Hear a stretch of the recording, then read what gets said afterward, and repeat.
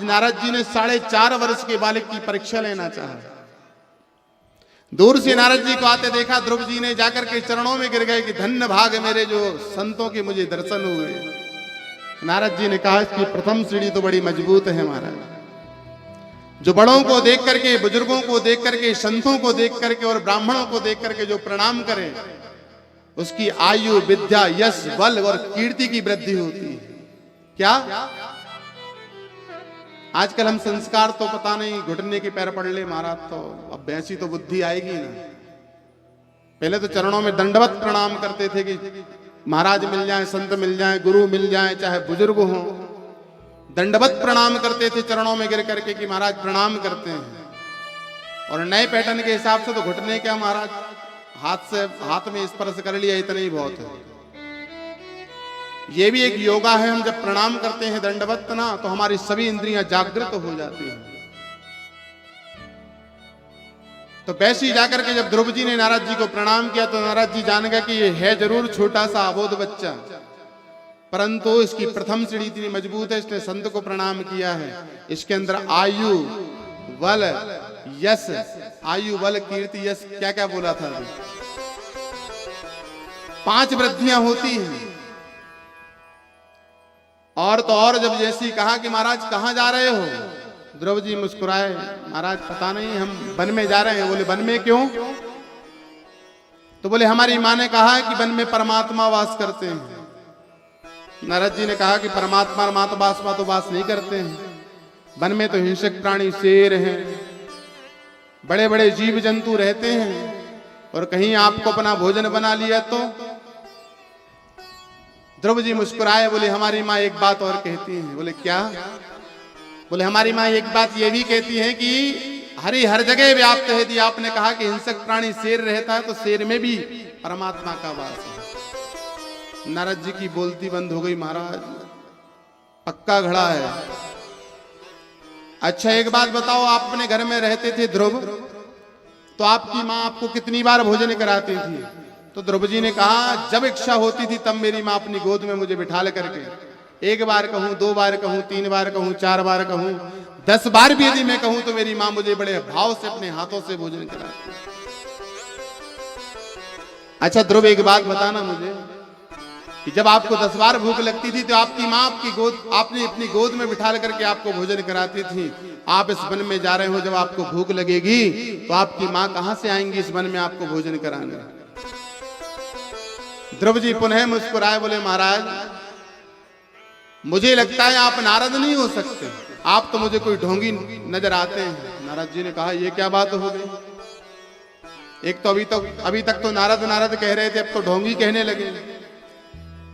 नारद जिसे मिल जाए उसे परमात्मा जरूर मिलते, और महाराज आप मुझे परमात्मा से मिलने के लिए रोक रहे हैं। मैं 10 बार अपने यहाँ भोजन जरूर करता था, लेकिन मेरी माँ एक बात और कहती थी मुझसे। बोले क्या कहती थी बताओ? ध्रुव तो पता है क्या कहा ध्रुव जी ने? ध्रुव जी ने कहा मेरी माँ कहती है कि जब दांत नहीं थे मेरे, तब परमात्मा ने मुझे दूध दिया है, और आज मैं 4.5 वर्ष का, 5 वर्ष का होने वाला हूं। जब मेरे दांत आ गए हैं तो परमात्मा इस वन में मुझे खाने को भी देंगे। नारद जैसे ही जब ये कहा, नारद ने कहा कि धन्य हो ध्रुव, जाओ वन में। परंतु एक बात और कही नारद जी ने कि परमात्मा उसे ही मिलते हैं, गुरु बिन भव से तरई न कोई, शिव बिरंच शंकर सम होई। गुरु के बिगैर महाराज, गुरु बिन भव से तरई न कोई, शिव बिरंच शंकर सम होई। चाहे शिव हो, ब्रह्मा हो, चाहे विष्णु हो, गुरु के बगैर भव से पार नहीं हो सकते।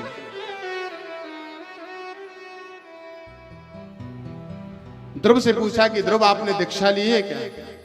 बोले महाराज अभी तक तो नहीं ली, लेकिन आपसे बढ़कर के और गुरु कौन हो सकता है? अच्छा एक बात और बताना, गुरु दीक्षा किस किस ने ली? अब बात आई गई तो पूछ ही लेते हैं। मात्र 2, 4, 5 लोगों ने।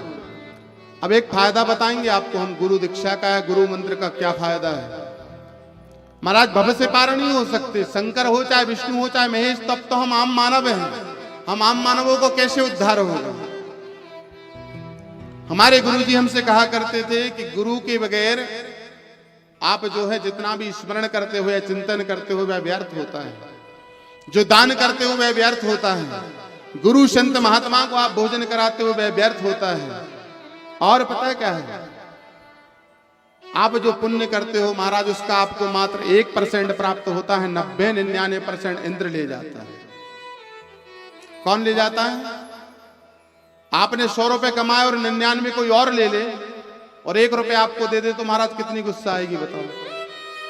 हाँ, ये हो सकता है कि आपने 100 रुपए कमाए हो और 99 आप रख लो, 1 रुपए किसी को दे दो तो कोई बात नहीं, 99 तो अब भी हमारे पास में है। और जो आप पुण्य की बेला को बढ़ा करके 99 आप किसी दूसरे को सौंप दे और 1 रुपए लेकर के और कहो कि हम जो पूजन पाठ करते वह सार्थक नहीं होती, महाराज वही कारण है आपकी पूजन सार्थक नहीं होती।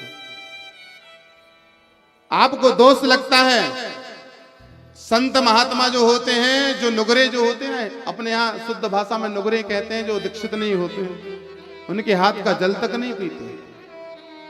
यज्ञशाला जो होती है, यज्ञशाला में प्रवेश नहीं मिलता आपको, अनुष्ठान में आपको प्रवेश नहीं मिलता।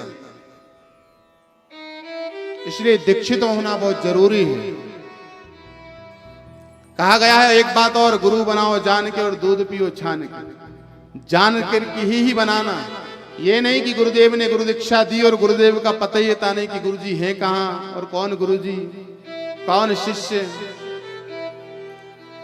ये भी जानना जरूरी है। एक बार जरूर जाएं और गुरु से मार्गदर्शन लें। सत्य कहता हूं, यदि गुरु जी ने आपको जो निर्देश दिया है आप उस निर्देश पर चल दो महाराज, आप कभी जीवन में असफल नहीं हो सकते। ये स्वयं का अनुभव बता रहे हैं आपको, स्वयं का अनुभव कह रहे हैं। यदि गुरुदेव ने यदि आपको आदेश दिया है कि आप ये कर लो, और आप जब भी कभी विपदा में आओ जाकर के गुरुदेव से कहना, गुरुजी मुझे इस मार्ग की दिशा नहीं प्राप्त हो रही, और गुरुदेव ने यदि कह दिया कि इस दिशा में चले जाओ और चले जाना महाराज। यदि आपको दिशा प्राप्त ना हो तो फिर कहना। तो वैसे ही नारद जी जानते थे कि दीक्षित नहीं है ध्रुव जी, परमात्मा को प्राप्त करने की तृणता तो है परंतु दीक्षित नहीं है। दीक्षित नहीं होंगे तो परमात्मा नहीं प्राप्त होंगे। इसलिए हम पूजन पाठ बहुत करेंगे, दान बहुत करेंगे, धर्म बहुत करेंगे, ये दीक्षित नहीं होंगे महाराज तो वह सार्थक नहीं होगी। उसका पुण्य जो है सारा इंद्र ले जाएगा और इंद्र राजा बन जाएगा और हम। इसलिए जो है 99 अपने पास में रखो और 1% इंद्र के पास जाने दो, और फिर देखना महाराज आपके पास से भंडार हो जाएगा। निकाल करके किसी से कह देना कि आशीर्वाद है, उसकी जय जय हो जाएगी। ये सत्य मानना। यदि आपने दीक्षित हैं और आप दान धर्म करते हैं और पूजन पाठ करते हैं, किसी से बस ये कह देना कि आशीर्वाद है, परमात्मा की कृपा आप पर तो होगी ही, उस पर भी हो जाएगी। जैसे ही पूछा कि दीक्षित है या नहीं है, ध्रुव जी ने कहा महाराज आपसे बढ़कर के और कौन गुरु मिल सकता है। चरणों में गिर गए, प्रणाम करते हैं। नारद जी भी जान गए कि इससे सुंदर सुपात्र शिष्य मुझे नहीं मिल सकता। आज नारद जी ने आज ध्रुव जी को अपना शिष्य बनाया और ध्रुव जी ने नारद जी को अपना गुरु बनाया। और आज गुरुदेव ने सुंदर मंत्र दिया और कहा जाओ ध्रुव वन में जाकर के जहां मन करे वहां जाकर के इसका कीर्तन करता भजन करना। परमात्मा क्या, परमात्मा के भाव को भी आपके समक्ष आना पड़ेगा। और जैसे ही गुरु मंत्र दिया और ध्रुव जी ने आज जैसे ही मंत्र दिया और नारद जी ने हाथ जोड़ करके कहा कि परमात्मा हे नारायण, इस अबोध बच्चे को, छोटे से पुत्र को आप दर्शन अवश्य देना। यदि दर्शन नहीं दिए तो इस बच्चे की दृढ़ता, मनोबल कमजोर हो जाएगा और तो और इसकी जो प्रबलता है, मनोकामना है, वह टूट जाएगी। नारद जी ने हाथ जोड़ करके निवेदन किया और जैसे ही आज ध्रुव जी महाराज गए, एक वृक्ष के नीचे खड़े हो गए। सुखदेव जी महाराज वर्णन करते हैं और आज ध्रुव जी महाराज जी ने भगवान का संकीर्तन करना प्रारंभ किया। आइए हम भी आनंद लेते हैं उस भजन का। बोले वृंदावन बिहारी लाल की जय। ओम नमो भगवते वासुदेवाय। ओम नमो भगवते वासुदेवाय। भगवते वासुदेवाय। ओम नमो भगवते वासुदेवाय। वासुदेवाय मेरो नंद नंदनाय। वासुदेवाय मेरो नंद नंदनाय। ओ वासुदेवाय मेरो नंद नंदनाय वासुदेवाय मेरो नंद नंदनाय ओम नमो भगवते वासुदेवाय आओ के साथ ओम नमो भगवते वासुदेवाय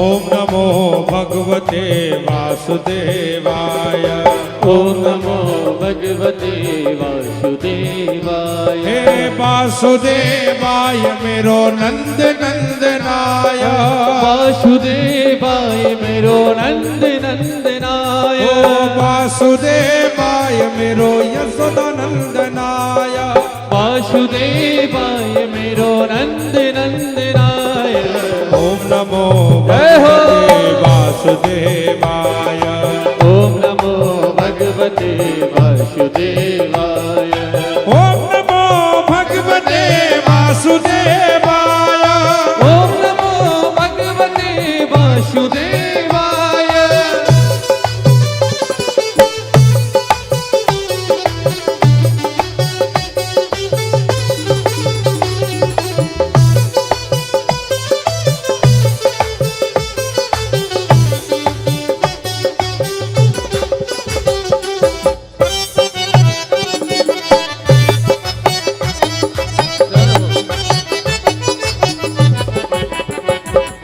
वासुदेवाय मेरो यशोदा नंदनाय वासुदेवाय मेरो यशोदानंदनाय ओ वासुदेवाय मेरो यशोदा नंदनाय वासुदेवाय मेरो यशोदानंदनाय ओम नमो भगवते वासुदेवाय ओम नमो भगवते वासुदेवाय ओम नमो भगवते वासुदेवाय ओम नमो भगवते वासुदेवाय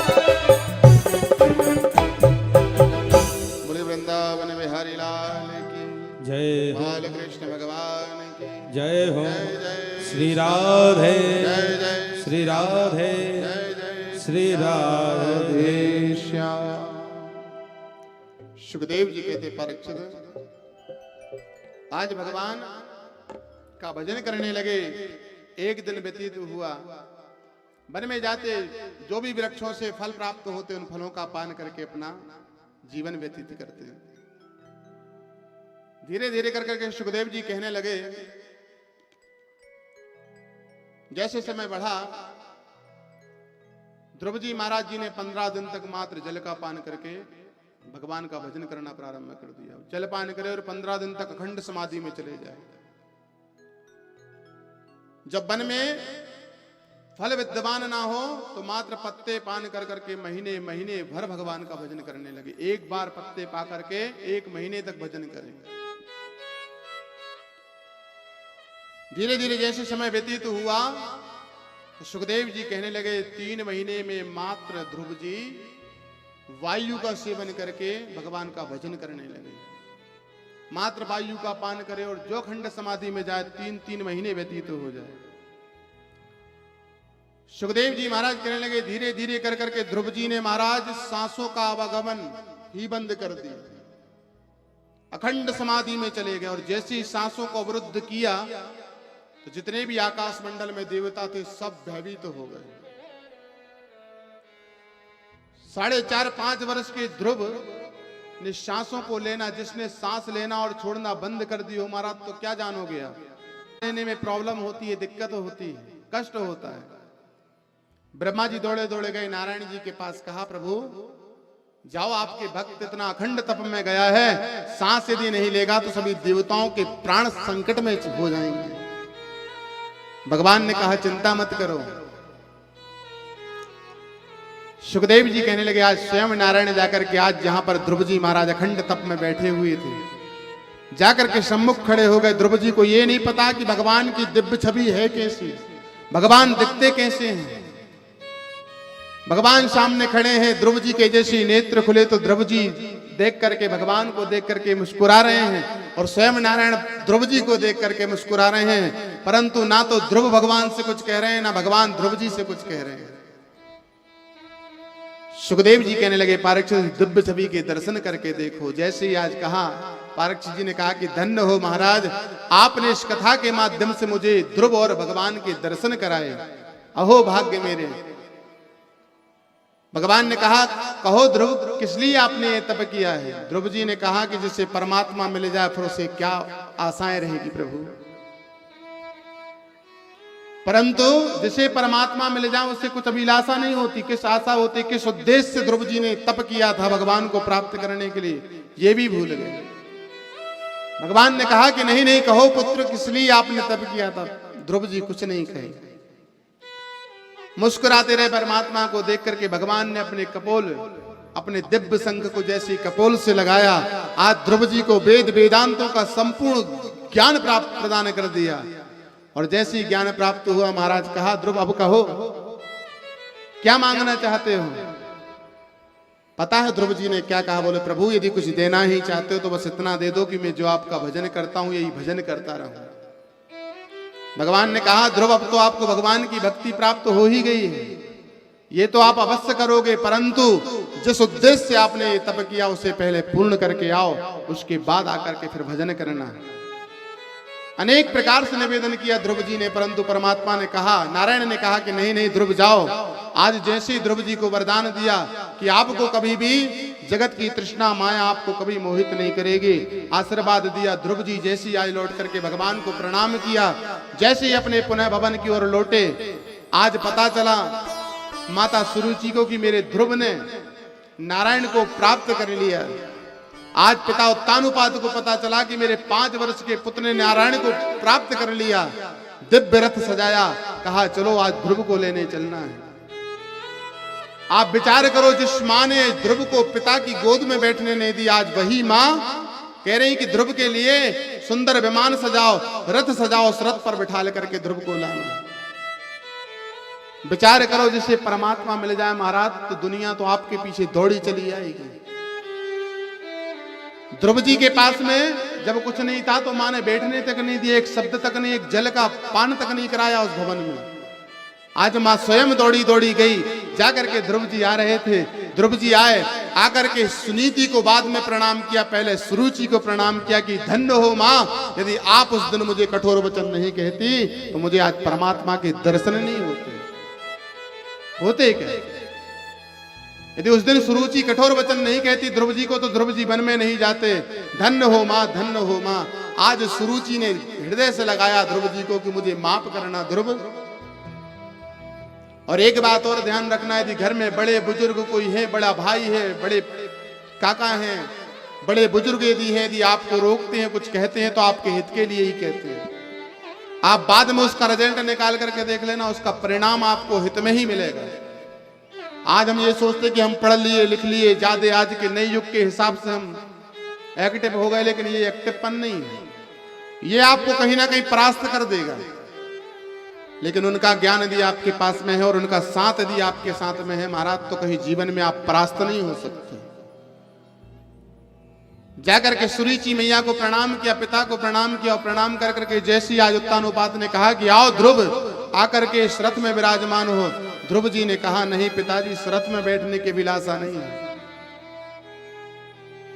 मुझे इस रथ पर नहीं बैठना। दौड़े दौड़े गए, जाकर के अपनी माता सुनीति को प्रणाम किया कि मां धन्य हूं मैं, आपके गर्भ से मैंने जन्म लिया, यदि आप मुझे उस दिन वन में जाने की अनुमति नहीं देती तो आज मुझे परमात्मा प्राप्त नहीं होते। आज ध्रुव जी जिस भवन में जाना चाहते थे, जिस सिंहासन पर बैठना चाहते थे, महाराज सहज में सब कुछ प्राप्त हो गए। उत्तानुपात ने कहा, भोगो ध्रुव, तुम्हें इस राजपाट में जो सुख भोगना है भोगो। परंतु ध्रुव ने कहा कि नहीं पिताजी, अब मुझे ये सुख की अभिलाषा नहीं है, इस महल की अभिलाषा नहीं है। परंतु परमात्मा ने कहा था कि पहले जाकर के संपूर्ण राजपाट संभालो, अपने पिता का कार्यभार संभालो, उसके बाद में जब अंतचरण आए उसके बाद भगवान का भजन करना। अनेकों वर्षों तक ध्रुव जी को संपूर्ण राजपाट सौंप कर करके आज उत्तानुपात सीधे वन में गए, भगवान के दसम स्कंद का पाठ किया और भगवान के धाम को प्रस्थान हुए। वही ध्रुव ने अनेकों वर्षों तक राजपाट को भोगा और अंत में जब मृत्यु का समय आया तो मृत्यु देवी आई और भगवान के पार्षद आए। भगवान के पार्षद जो है ध्रुव जी को ले जाने लगे तो मृत्यु देवी सम्मुख खड़ी हो गई रथ के सामने, बोले महाराज ये मृत्यु लोक है, यहाँ पर सबको मुझे स्वीकार करना होता है, तब जाकर के आप जा सकते हो यहाँ से। ध्रुव जी ने कहा कि देवी आप ये क्या कहती हो, और ये सत्य है, ये मृत्यु लोक में कोई भी अमर नहीं है। कुछ अमर बता दो, यदि कोई चीज अमर हो तो। वृक्ष है तो वृक्ष की भी एक निर्धारित आयु है, जल है, भोजन है, प्रसाद है, उसकी भी एक जो भी एक समय सीमा अवधि होती है वो निर्धारित है। इस मृत्यु लोक में हम सुबह जो भोजन बनाते हैं शाम को वह बासा हो जाता है। फल तोड़ करके लाते जीवन पर्यंत तक तो वह फल ताजा नहीं रहता, वो एक दिन नष्ट हो जाता है। और हम भी महाराज ऐसे नहीं रह सकते, जो आए थे धीरे धीरे करके आयु क्षीण होगी, अंत में हम मृत्यु के मुख में ही जाएंगे। तो मृत्यु देवी आई, ध्रुव जी ने कहा कि देवी आप क्या कहती हो। जैसे ही रथ में बैठने लगे ध्रुव जी ने कहा, तनक अपने मस्तक को नीचे तो करो। जैसे ही आज मृत्यु देवी ने जैसे ही अपने मस्तक को नीचे किया, ध्रुव जी महाराज जी ने अपने चरण रखे मस्तक से कमल पर और सीधे रथ पर चढ़ गए। सुखदेव जी कहने लगे, परीक्षित ब्रह्मा की सृष्टि में मात्र एक ध्रुव ही है जिन्होंने मृत्यु पर विजय प्राप्त की। ब्रह्मा की सृष्टि में मात्र ध्रुव ही हैं जिन्होंने मृत्यु पर विजय प्राप्त की, और आज भी आकाश मंडल में वह अटल है। विवाह जब होता है, अब सबको पता होगा कि पंडित जी हो चाहे जो भी संगाती कुआसा होते, वो बताते हैं अंत में, बोलते कि नहीं बोलते, हम तो बताते भी हर जगह बताते हैं ना कि जैसे आकाश मंडल में ध्रुव तारा अटल है वैसे ही है जोड़ी अटल रहे। तो आकाश मंडल में आज भी वह जो ध्रुव जी हैं अटल होते हैं और 24 घंटे विद्यमान रहते हैं और वही हर कार्य के साक्षी होते हैं। तो ध्रुव जी महाराज जी ने मृत्यु पर विजय प्राप्त की और भगवान के पार्षद आए और पार्षद ने ले जाकर के गोलोक धाम को लेकर के चले गए। बोली वृंदावन बिहारी लाल।